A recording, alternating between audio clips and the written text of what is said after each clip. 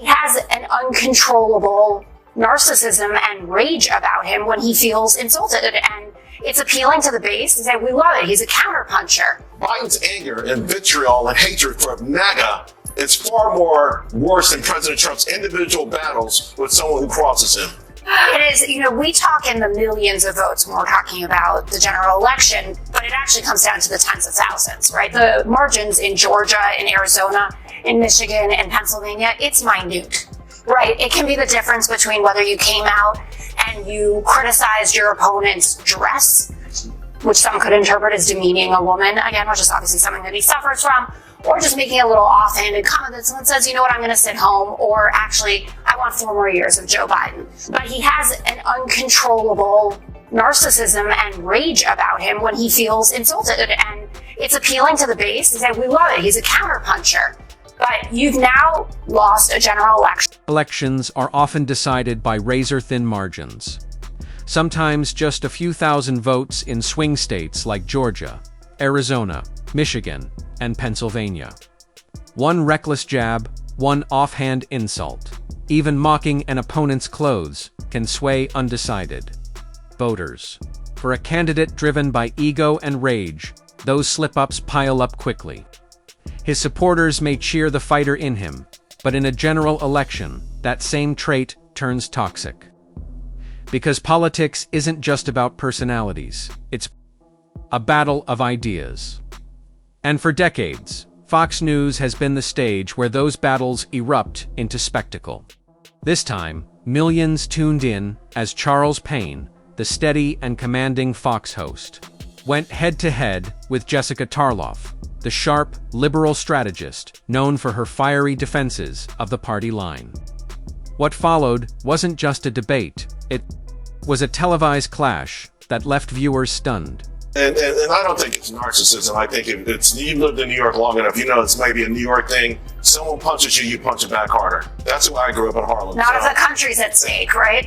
He became president of the United States with that same personality. I don't think that, listen, I think it's worse with Biden calling MAGA. Biden's anger and vitriol and hatred for MAGA is far more worse than President Trump's individual battles with someone who crosses him.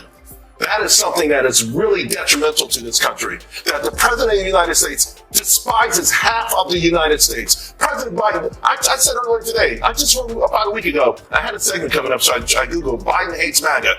It's nothing but articles after articles after articles. He has expressed hatred for half of writing the country. those articles. It doesn't matter. And it's not. Because the bottom line is he says it. He has vitriol for them. And so does MSNBC, and so does CNN, and so does the New York Times. They have vitriol for half of the nation. They don't look at them like fellow Americans, and it's unfortunate. They try to paint them as racist. That all the things that they do to their fellow Americans who simply want a safe home, a safe community, for the children to have prosperity. They want the same thing. Say that he's demeaned half the country. First of all, it's 74 million people that voted for Donald Trump, and he is explicit every time he talks about the MAGA movement to say that this is a subsection of the Republican.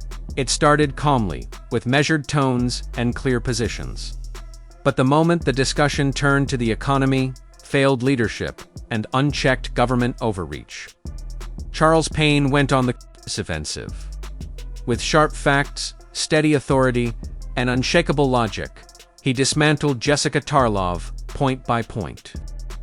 Every time she tried to push back, Payne was ready, armed with evidence so precise and devastating that her arguments collapsed in real time.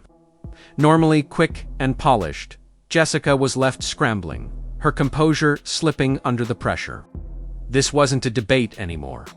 Viewers weren't witnessing an exchange of ideas. They were watching a phone. Payne wasn't just debating, he was dominating. Not your father's Republican Party. This is a different party than I'm used to. And I've been around for a while, both in the House and the Senate. It's a different party. And so they can afford more tax cuts for oil companies and for the people who are good people but need them the least. Folks, this Republican Party is not even your father's Republican Party. This is a different breed of cat. And again, get back on it.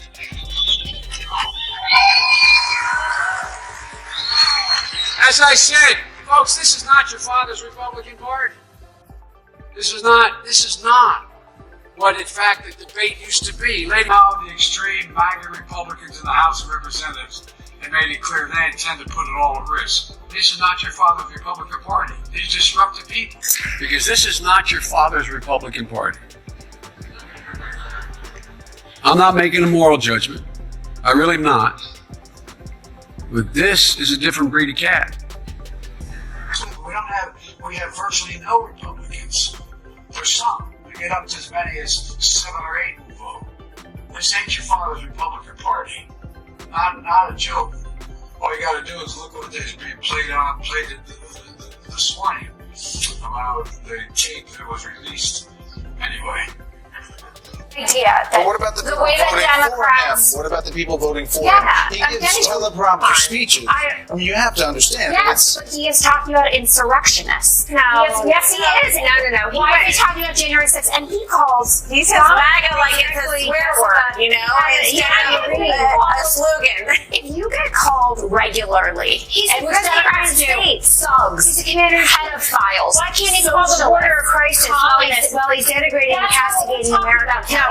No, the voters aren't talking about that, Jessica. But Excuse he's me, pointing respectfully, leaning the voters. President of the United States, the Commander-in-Chief, went to Philadelphia a year and a half ago with a Marine posted behind him I saw. and gave a decidedly political speech where he insulted a large... This wasn't just policy talk. It was clarity versus confusion, strength versus fragility, truth versus spin. Then came the moment that defined the night. Charles Payne dropped a line so sharp, so precise, the entire panel fell silent. Jessica Tarlov froze, her stunned expression betraying a defeat she couldn't hide. This wasn't merely a win, it was a matter. Payne showed what it means to stand firm, to expose flimsy narratives, and to slice through the noise of political theater. Audiences don't tune in just for arguments. They want truth to rise above the chaos. And in this clash, Charles Payne didn't just win, he dominated. If you enjoyed this video, like and subscribe our YouTube channel, then you never missed any new update video. Thanks for watching.